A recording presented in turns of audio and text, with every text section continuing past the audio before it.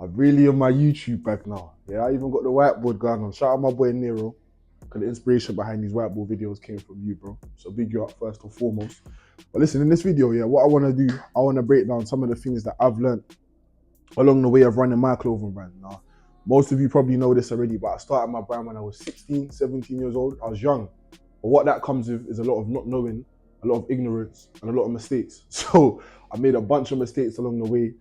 And now I'm kind of here to show you where I made those mistakes and what I would do differently. This isn't necessarily advice for you, but this is just what I would do differently. You know, if you want to take it on board, then take it on board. But these things definitely helped me convert my brand from a brand that was making £200-300 a month to consistently hitting those 5-figure months. So if you want to take my advice, by all means. If not, by all means. But anyway, in this video, yeah, what I'm going to be talking about is why it's important to convert your brand from a brand into a person. You're probably thinking, what are you talking about, bro? How can you convert your brand into a person, and why do you even need to do that? One thing that really helped me understand this concept is that a brand is abstract. Yeah, it's not tangible. You can't physically touch it. And because it's not tangible, it makes it very hard to relate to. But when you convert your brand into a person now, it's a lot more relatable. It's like one of your friends or one of your family members. The reason you relate to them so much is probably because you're related to them, or you just know them. Like, you know different traits about them. You know what they're like as a person, which makes it a lot more easier for you to relate to, get on with, remember them. Do you know what I'm saying? And that's the key part as well. It's easier to remember a person than it is a brand, because a person has a lot more touch points with you than a brand does, if that makes sense. So you want to position your brand as a person, and I'm going to break down how I done that and how you can do that too. Anyway, yeah, what color should I use? I'm going to use blue. Hopefully you guys can see this. I'm the type of man that I love acronyms. I feel like acronyms make everything a lot more simple, yeah? So this acronym that I'm going to use is called SIT. S-I-T,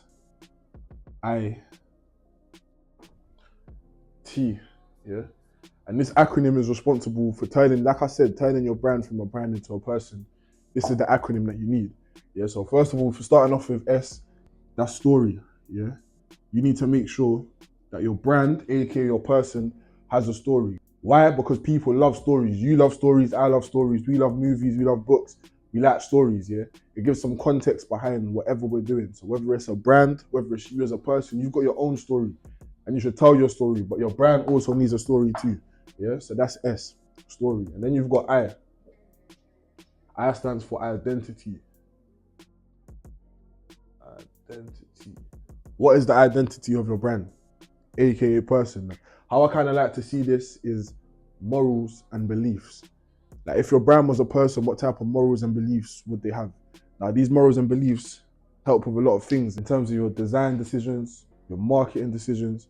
When you decide to bring on a team, these morals and principles can kind of help steer that team in the right direction and keep that team coherency. So there's a lot that comes with these morals and principles, yeah, aka identity. And then last, you've got title. Now, this is just a fancy word, a fancy way of saying name, your brand name. I noticed that this is the last part of the acronym, yeah. A mistake that I see a lot of brand owners make is they skip straight to this part. Yeah, they figure out what their brand name is, yeah, and then they go ahead and figure out their story and identity. Some of them don't even do this part, yeah. But what the problem is with that is that now you've got a name that doesn't necessarily align with your story, yeah. You've got a name that doesn't necessarily align with your identity, which is why you see brand names with ridiculous names like, I don't know, get money on my grind 24/7. Like, you know, those type of brands that in the moment when you're creating it, it might sound good, but there's no longevity behind it because it hasn't got a real foundation, story, and identity. So in this video, we're going to be breaking down these three things. And if you follow along, I guarantee you by the end of this video, you're going to have a strong brand identity that people can relate to, and you're going to become a lot harder to forget.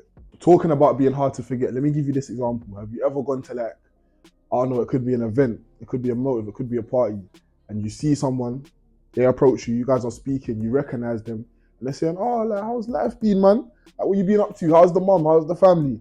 And the whole time you're having this conversation with them, but you're thinking in the back of your mind, where do I know you from? Like, I don't actually know you. Or like, I know you, but I don't know where I know you from. You know that awkward interaction when you're trying to engage in conversation, but at the same time, you're trying to figure out where you know them from.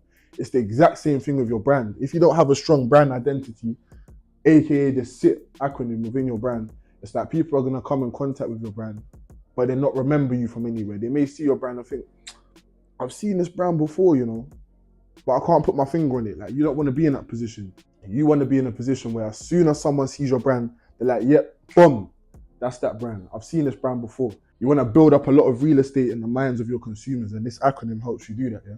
So boom, let's start off with the first acronym, S, storyline, yeah? So let's write that over here. Now, there's 4 questions that I like to ask that kind of help dictate what your story is, yeah? So you've got A, you've got B, you've got C, and you've got D, yeah? Cool. If we're starting off with question A now, yeah? Question A is, if my brand was a person,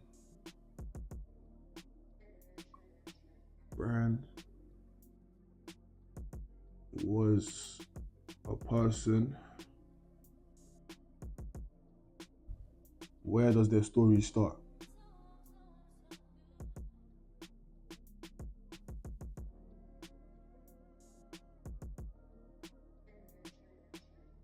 We've got a lot of writing to do today. Cool. So if my brand was a person, where does their story start? Don't watch my handwriting. We're not here for my handwriting, yeah? But anyway, so this question here now, yeah? So if I had to answer this question, if my brand was a person, where does my story start? My brand started when I was in school. So like I said, I started my clothing brand Trendsetter when I was 16 years old while I was in school. I was one of those kids that was always getting into trouble.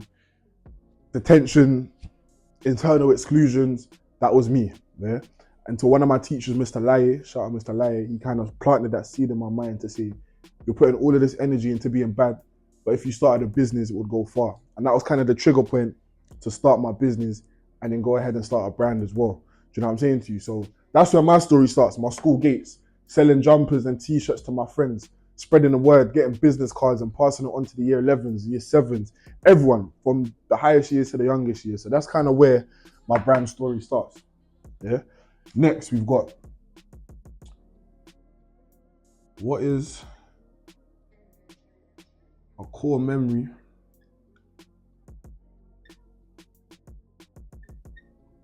that shaped you into who you are today?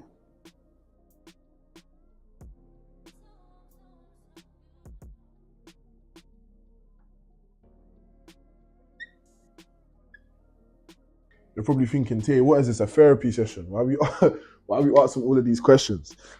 But you see question B, yeah, what is a core memory that shaped you into who you are today? That question just allows you to dig deeper. It allows you to figure out what your reason why is. Beyond clothing, beyond selling clothing and making your tracksuits and your t-shirts, what is the reason why you're doing this clothing brand? Do you know what I'm saying to you? So, for example, if I had to answer this question, what is a core memory that shaped you into who I am today? It was back in primary school. A lot of my story starts within school, but this was within primary school. I had a teacher called Mr. Hughes. And I'm not too sure if you guys remember, some of my UK audience will probably remember. In primary school, a lot of us done something called PGL, Parents Get Lost. And that's when you go on a trip for 2-3 days without your parents, yeah? You go camping or whatever the case may be. And I remember this like it was yesterday. We was playing volleyball, obviously at Parents Get Lost, playing volleyball on the sand. And Mr. Hughes, he must have shouted me. He said, Tay, come over here. So stopped the game, ran over to Mr. Hughes. And I remember he was like this. Yeah, he looked up at me, he looked down, and he said, how do you do it? And I'm saying, what are you talking about? Like, what are you talking about? And he pointed at my socks. I was wearing some bright purple socks, yeah? And to me, they was the coolest thing in the world. And Mr. Hughes was saying to me, how do you do it? Like, all of the other students here are wearing black or white socks. You've got your purple socks and you're just being yourself. How do you do it? And that's one of my core memories from a child. Obviously, me being that age, I'm probably like 10, 11 years old. I'm not thinking that I'm purposely trying to stand out. I just like these socks. If I like it, I'm gonna wear it, no matter what other people are wearing. That's always just been the type of person that I am. Do you know what I mean? But that conversation there kind of opened my mind to me being a little bit different and not being scared to be different. Hence the name Trendsetter. Do you know what I'm saying? So the clothing brand Trendsetter really started from way back when I was 10, 11 years old, when I realized that I don't mind being a little bit different from other people. I don't mind stepping outside the box if I'm doing something that I actually like. Do you know what I mean? So that's one of the core memories for me. All right, cool. So yeah, that's question B. Moving on to question C now. You got, who is someone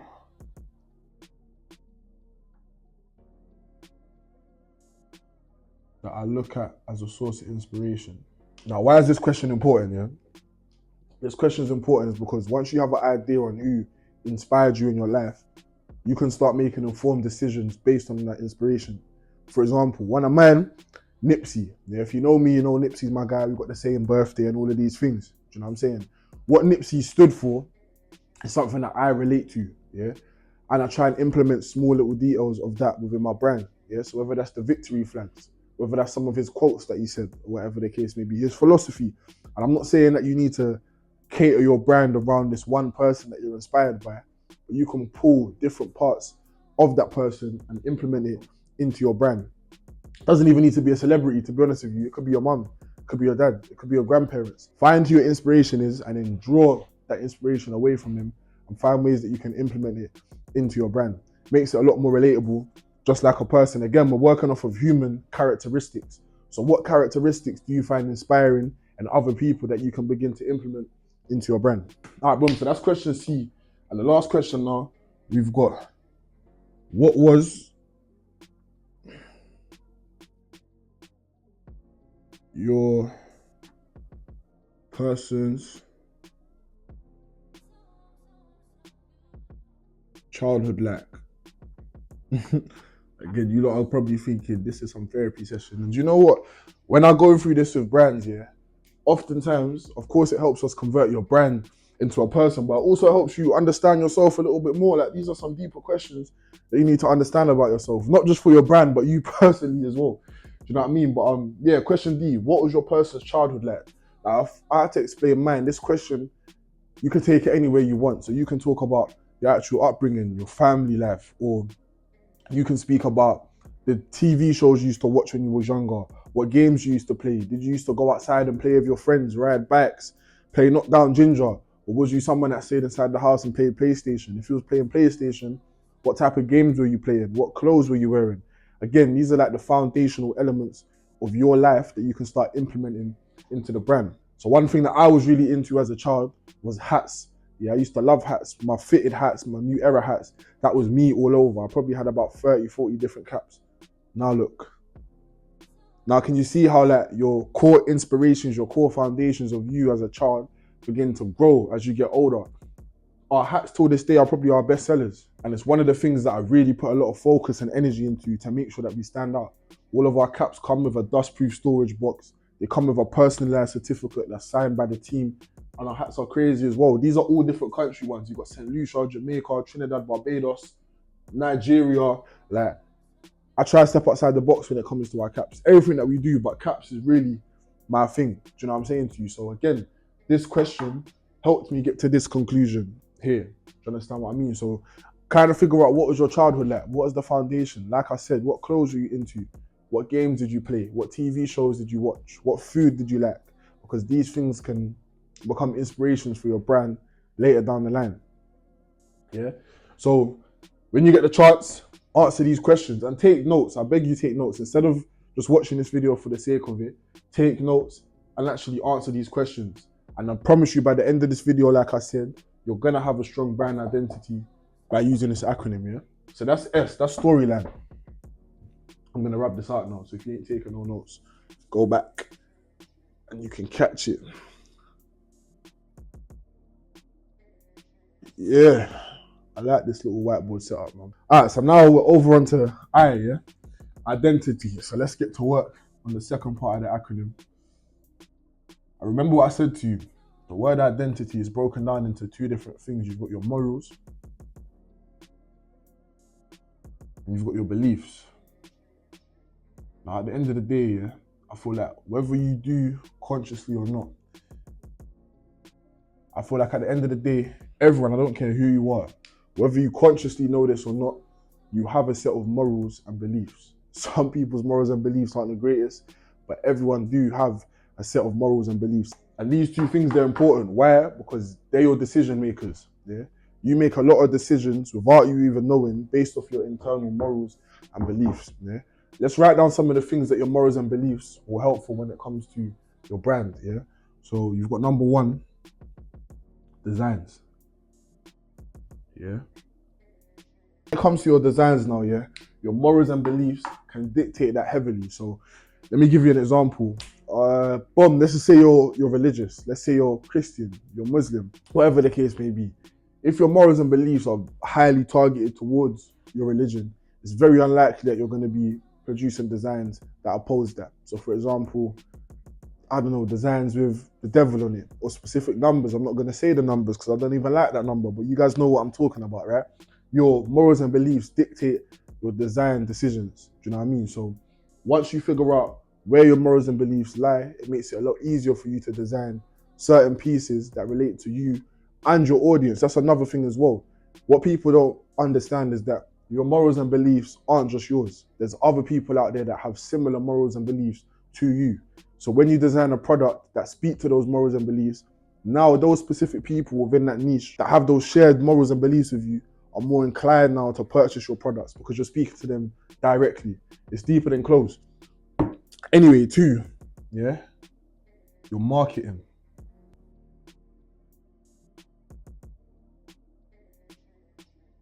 Now, let's just say you're the type of person who believes that you need to be the loudest in the room, yeah? You believe that you need to be front and center. That's gonna help with your marketing. Why? Because it's gonna translate now. Now you have that same shared belief when it comes to promoting yourself. You're gonna make sure you're running as many ads as possible. You're gonna make sure you're speaking to everyone that you come across. You're gonna make sure that you're loud and abrasive with your marketing. Why? Because of your core beliefs. That's what you believe in as a person. So naturally it's gonna translate over into your brand as well. Do you know what I mean? So now you can begin to see the correlation between all of these business decisions and your morals and beliefs. Also helps when it comes to team building, yeah? Let's just write team, because I'm going to be writing forever, yeah? Now, what do I mean when I say team? Some of you may have a team already. Some of you may not. Some of you may be new within your clothing brand journey. I didn't have a team for about the first 2-3 years of running my clothing brand. However, when I did start bringing members onto the team, whether that's designers, whether that's creative directors, shout out Nads, whatever, whether it's content creators, now we've got this team. Yeah, now we've got this group. When the team come to the office, we have a little vibe down here and we get some work done. However, my morals and beliefs are highly associated with how, number one, I put together the team and also how the team is managed. So for example, I'm one of those people that it's family energy. Yeah, it's family energy. That's kind of what I believe in. If you're around me, if I trust you, a part of my morals and beliefs, I see you as family. That's just me as a person. I'm very family orientated. So when it comes to the team, that translates as well.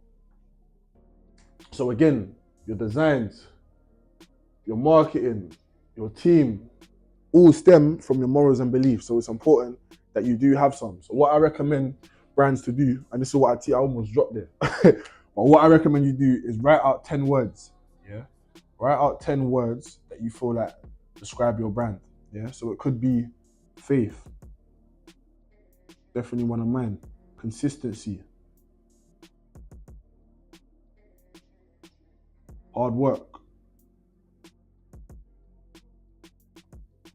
Winner. The first. Visionary. Could be God. Could be, what other ones have we got? Motivation.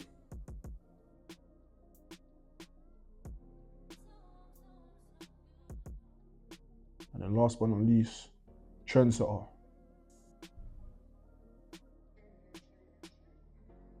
So these are some of the words that I personally relate to, yeah?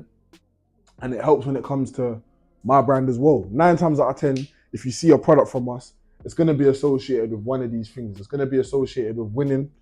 We dropped some t-shirts called the Winning Team t-shirts, yeah?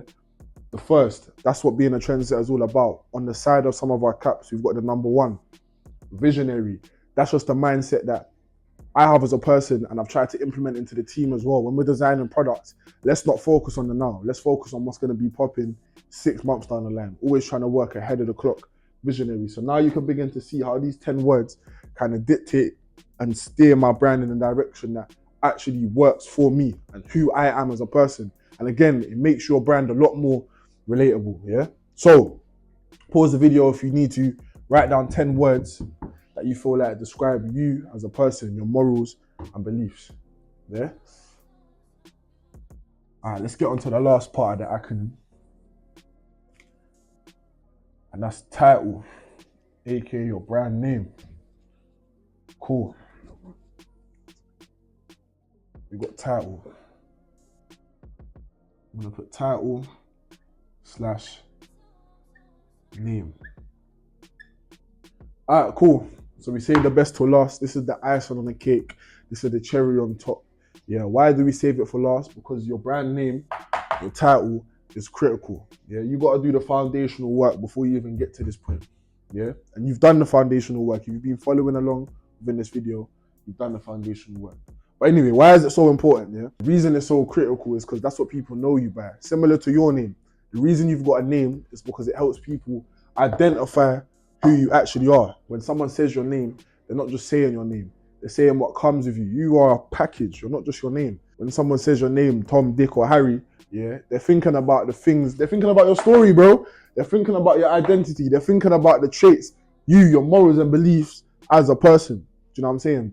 Like I said, the title, your name is just the cherry on top. But anyway, how do you select a strong name for your clothing brand? Well, you've done step number 1 already. You figured out what your story and your identity is. Let's put a line in the middle so I can show you. I'm a very visual guy, yeah? So let's put a line down here, yeah? These two, your story and identity, help to bring your title to life. It's like a combination. So without these two, you're not getting to this. And if you skip straight to this, your story and your identity is not gonna align. But like I was saying, how do you make sure that you've got a brand name that sticks, that connects? All right, so how I like to run it is through a checklist, yeah? There's a formula that I've put together after working with a few different brands over the past few years, but also looking at some of the biggest brand names, Nike, Adidas, Puma, whatever the case may be. I've tried to figure out what are those core things that make a brand name a good brand name. And I've managed to put together a few pointers that I feel like it's important for you to make sure your brand name checks off the list. So yeah, let's start off with the first one. We've got memorability. It's important that your brand name has a level of memorability, yeah? Why is that so important? I feel like right now, because there's so many clothing brands popping out left, right, and center, it's important to make sure that your brand has that level of memorability. You've got to pick a name that stays in the mind of your consumer. Yeah, it's easy to remember and hard to forget. So that's the first one, memorability. All right, so next we've got distinctiveness, yeah? You've got to make sure your brand name stands out. This is a long word. Distinctiveness, yeah? You don't want to be put in a box with any other clothing brand. Again, owning real estate in your consumer's mind. When someone thinks of your brand, you do not want another brand to pop up in their mind, yeah? You want to own that space. You don't want anyone having no shared accommodation when it comes to your brand name. Make sure your name stands out from the crowd, yeah? And again, because there's so many things happening in the world right now, because there's so many clothing brands popping out of the woodworks, you've got to make sure that you separate yourself. So yeah, man, distinctiveness, a unique and distinctive name helps your brand name stand out in the market. The goal is to make sure that you avoid competition with your competitors. You don't want to be inside the same box as anyone. You want to own the box. All right, so next you've got another criteria to meet, which is flexibility. Flexibility, yeah? Let me tell you why this is so important. All right, so you may have a clothing brand at the moment, which is great, you've got a brand, but who's to say that 5, 6, 7 years down the line, you don't want to add another range to your clothing brand, another point of your business. So for example, I've got Trendsetter, which is the clothing brand, but I've also got Trendsetter Foundation, which is where we teach people these things. Do you understand what I'm saying? So you need to make sure that your brand name is flexible to be able to transition into different markets while maintaining its core and original purpose and meaning. Down the line, there's so many possibilities and opportunities that we can walk into because of the name Trendsetter and what it means. So make sure that your name isn't just for clothing, but it can stand out in the crowd and tap into different markets too. All right, so the next word that we've got is scalability. Scalability. Now, this is important. It's making sure that your brand name isn't just for your area or for the people that's within your group. You need to make sure that your brand name is suited locally and globally. Thinking outside of the box. Yeah, thinking outside of the area or the current circumstance that you're in. You need to think bigger than that. who around the world can tap into my brand? Yeah, what other territories can I go into? If I'm from the UK, is my brand suited to be able to go out to New York, Australia, Dublin, Dubai? You got to think outside of the box. So don't just think locally, think globally as well. Yeah, make sure that your brand name is scalable. Moving on to the next one, we've got visual appeal. And this one here is basically just making sure or having a think about your brand name and how it will look in terms of a logo. Yeah. Obviously, with visual creatures, it's important that our brand name can be put into a logo that just looks neat, that looks memorable as well. Yeah. And I'm going to touch on logos in another video, but you need to make sure that the brand name that you select can be put into a logo that makes sense. Whether you abbreviate it or whatever the case may be, if the word's long, you may need to make it shorter to make it make a bit more sense with the logo. Yeah, but think about that. Does my brand name work in terms of a logo as well? And then last but not least, we've got an important one, a very important one, timelessness. Yeah, you want to make sure that your brand name stands the test of time. I was in the school the other day in Birmingham and I was teaching the students this exact same thing, and I asked them something. I said to them, tell me a slang word that you feel like's in at the moment. And I think they said loose. And they said buffing. Some of you probably know what that is. Some of you might not know what that is. But anyway, that's neither here nor there. But those are some of the words that are in at the moment. And I'm pretty sure you watching this right now can think back 5-10 years ago in terms of some of the slang words that was being used back then. 9 times out of 10, they're not used at the moment. Yeah. So you want to make sure that your brand name isn't like that, where it's a slang word that's in today and it's going to be gone tomorrow. You want to make sure that your brand name stands the test of time. Yeah. It's going to be popping now in 2024, but it's also going to be popping in 2034. And people aren't going to feel cringed out saying that word when it comes to your brand. Yeah. So here's some of the things that I would make sure that I focus on when it comes to selecting a brand name for my clothing brand. Also, you got to make sure that it aligns with your story and identity. One word that I want you guys to remember is congruency. Yeah. And that essentially just means everything aligns. Yeah. Point A and point B, they're connected. It makes sense. So you need to make sure that your story and identity is congruent with your title. Yeah. If your story is all about being a believer in God, you need to make sure that your brand name aligns with something like that. Do you know what I'm saying? Instead of you working back to front, work the normal way, work front to back. Do you know what I'm saying? But like I said, this is the foundation of a successful brand. And the minute that I had done this, my brand began to work. I don't know why I decided to write foundation, but it's the truth. That's why it is, this the foundation. So yeah, but yeah, I hope this video was helpful. I've recently put together a book called Plug and Profit. It's absolutely free and it breaks down some of these concepts in a lot more detail. So if you want to get the chance to go ahead and get that, it's in the link in my bio. I believe it's going to be the top link. I'm going to have to shout my editor. Do you know what I mean? But yeah, you guys will find it there. It's called Plug and Profit and it helps you maximize your clothing brand, get to the money and boost your sales. So if you want that, like I said, link in bio. I'm out.